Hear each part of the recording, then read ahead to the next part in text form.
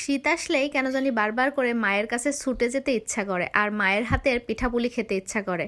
আমি তো মাঝে মাঝে ভুলেই যাই যে আমি নিজেও একজন মা।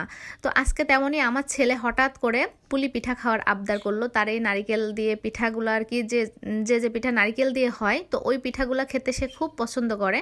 তো আজকে হঠাৎ আমাকে বলতেছে যে সে পুলি পিঠা খাবে। তো যেই কথা সেই কাজ, ফ্রিজে একটু নারিকেল কোরানো ছিল, তো ওটাকে আমি দুপুরে রান্নার পর বার করে রেখেছিলাম। আর সাথে হচ্ছে আটাটাও ময়ান করে রেখেছিলাম একটু কালিজিরা দিয়ে, যেভাবে পরোটার ডো তৈরি করি ওইভাবে একটু তেল বেশি করে দিয়ে আগে থেকে ময়ান করে রেখে দিয়েছিলাম। আর এখন নারিকেলটাকে জাল করে নিচ্ছি।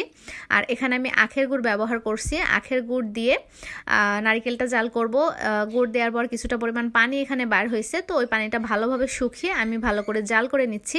আর এই দিক থেকে যে হচ্ছে ময়দাটা ময়ান দিয়ে রেখেছিলাম, ওটা থেকে ছোট ছোট লেচি কেটে নিচ্ছি। নেওয়ার পর এখানে আমি পিঠাগুলো সব তৈরি করে নিলাম। নিয়ে এখন হচ্ছে অল্প আছে আর কি, একটু সময় নিয়ে আস্তে আস্তে করে পিঠাগুলো সব ভেজে নিচ্ছি। তো এই যে এখানে কিন্তু আমার পিঠাগুলো ভাজাও হয়ে গেছে, আর হালকা হালকা কালার চলে আসলে আমি পিঠাগুলোকে তুলে নিচ্ছি। আর এখানে একটা বড় পিঠা দেখা যাচ্ছে, এটা কিন্তু আমার ছেলে তৈরি করেছে। আমি যখনই কোনো কাজ করতে নিই তাকে তো কাজ করতেই হবে। তো যাই হোক, এই ছিল আমার আজকের আয়োজন।